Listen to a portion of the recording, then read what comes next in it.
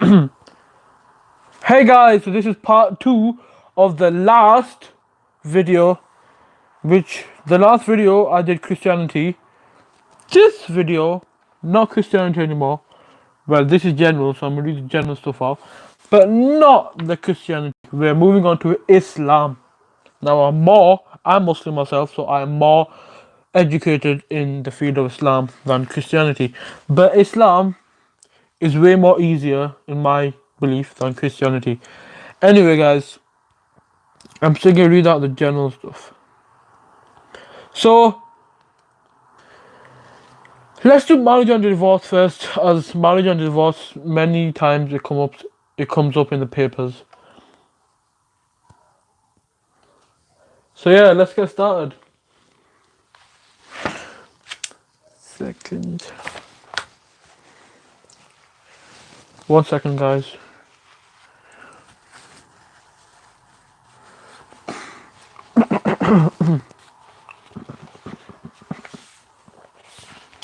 Okay, guys, so as we live in the UK, marriage in the UK, I'm going to give you some context so you guys can apply this to the exam questions. Okay, guys, so I hope you guys can see this. In the last video, it was kind of blurry, so I'm going to kind of zoom in this time. But when I record this, I can see it completely fine, but then obviously when I post it, it's not that good of a quality. Anyway, guys, let's go.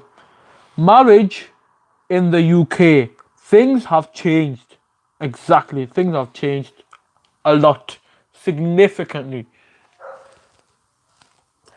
The number of marriages taking place in the UK each year has been decreasing over the last 40 years. Now that is a bad thing.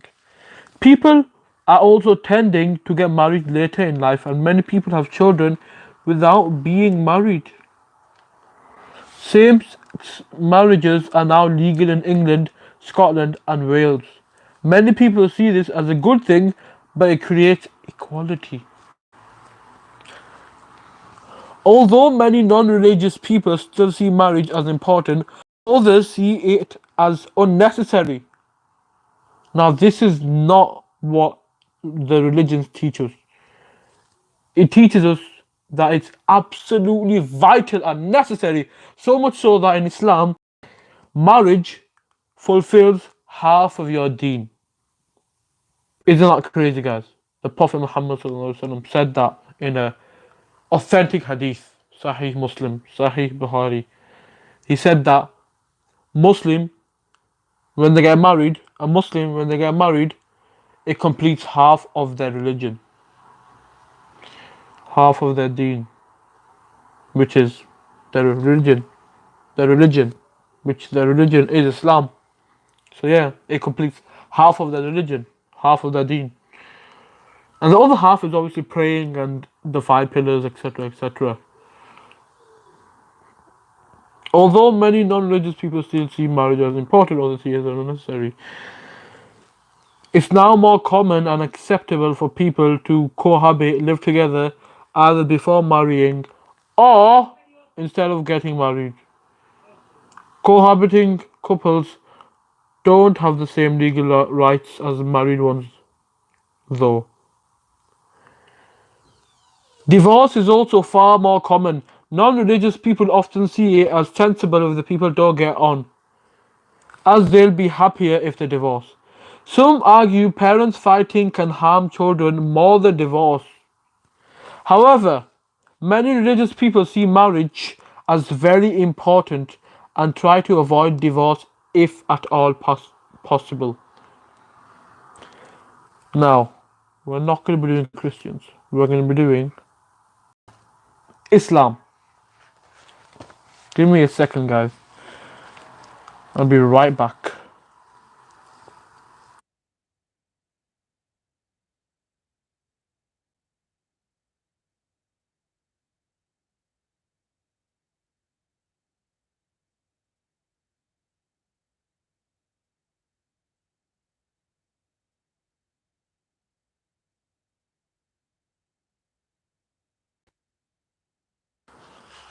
Okay, guys, hopefully the mic is unmuted now. Unmuted. Yes, it is. It's not muted anymore. Okay, guys, so in Islam, marriage is strongly recommended. Can you see that? It is strongly recommended. Marriage provides companionship, love, and stability. Muslims believe marriage is Allah's will. It says in the Quran, marry the unmarried amongst you, and He created for you mates that you may find tranquility in them, and He placed between you affection. In, in Islam is family oriented.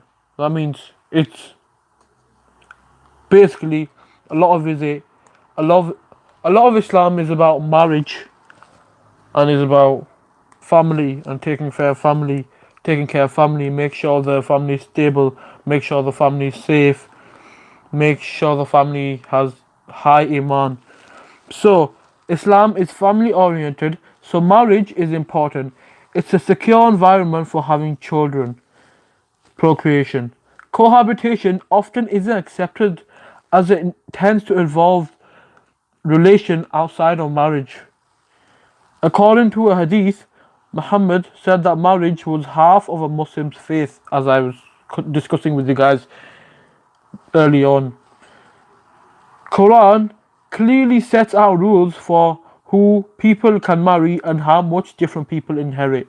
Now there is such thing in Islam called polygamy, where you can marry four wives. We'll get more into that after. In fact, the next paragraph is about that. Sorry, the paragraph after. The paragraph after that. Nikah is the name for marriage under Sharia Islamic law. To have the marriage recognized as legal in Britain, couples must have a civil wedding ceremony. They must have a they must have a civil wedding ceremony. Some Muslims have arranged marriages. This is where the parents will choose a marriage partner for their child. However, both potential partners have the right to say no to marrying their parents' choice. If you guys didn't know that, that's what it is. You can do that. Polygamy is criticized by many Muslims, but others believe the Quran allows it.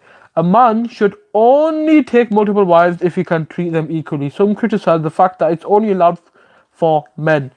Polygamy is illegal in the UK, but polygamous marriages are accepted if they took place elsewhere. Adultery is a sin the Quran calls it. Adultery is a sin, the Quran calls it evil. Some Muslim countries punish it severely. Yeah, guys. Now, I'm gonna let you guys read this on your own. Just gonna read the quote out over here. Of all the lawful acts, the most detestable to Allah is divorce. I'm gonna let you guys read this.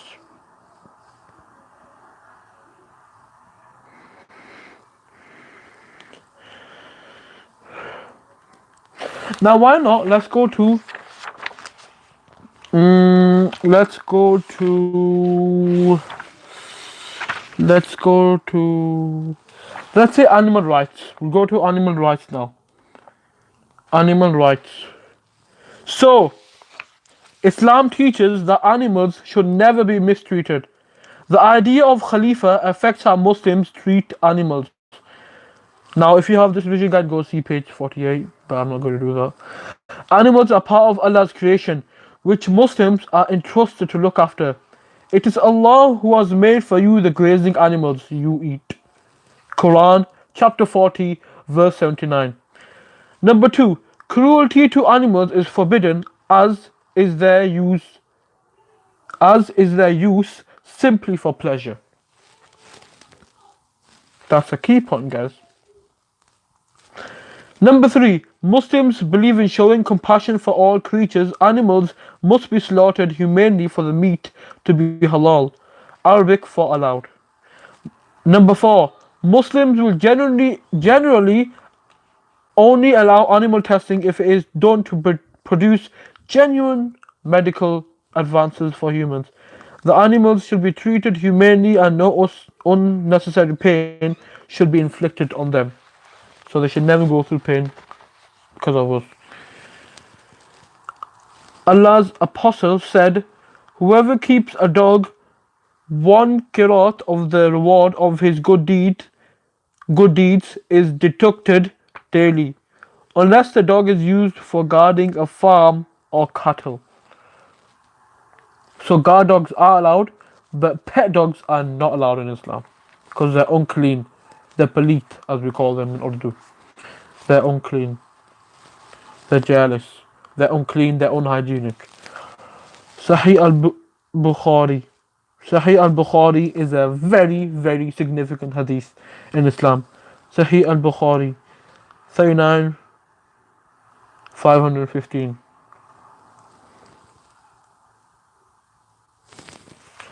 Okay, guys, so this is general, this is all religions. So animal experimentation and vegetarianism are key issues. Animals are sometimes used to test products like cosmetic products for humans.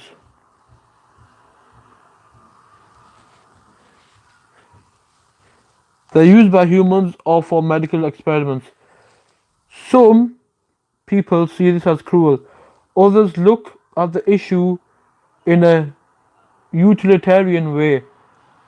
Utilitarianism is the idea that decisions should be made based on what has the best balance of good and bad outcomes, consequences. consequences. This can be used to argue that animal testing is acceptable if it is, or if it's acceptable if it could help many people, even if animals suffer. Animals are also used for food, meat. Some say that humans are built to consume meat. Other people argue that hurting animals is wrong, so it's better to be vegetarian or vegan. Now, we're not forced to do that. We are forced. That's what we're omnivores. We have pointy teeth and we have flat teeth to eat both meat and vegetables. Alright, guys, this is about it for Islam. There's obviously a lot more. I'm gonna go on other pages so you guys can see. Let's go to festivals. Islam. Eid al-Adha focuses on the importance of obeying Allah, and then Eid al-Fitr marks the end of Ramadan. Guys, read that if you guys are interested for your information.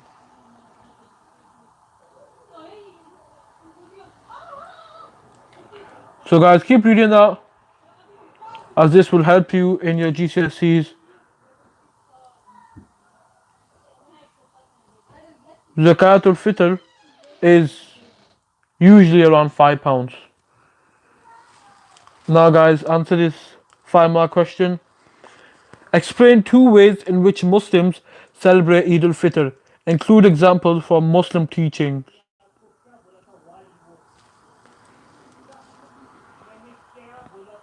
And now, answer these questions. Answer these questions.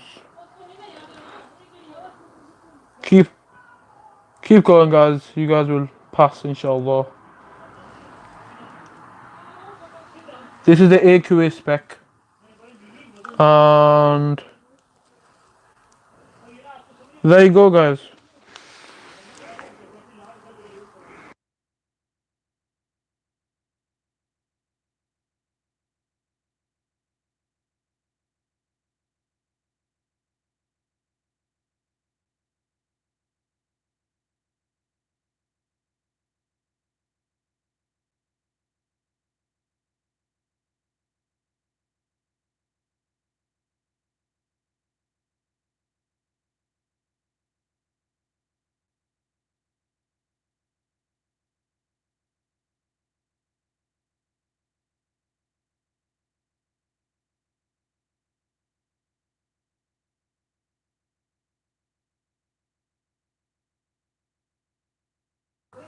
Okay, so that's about it.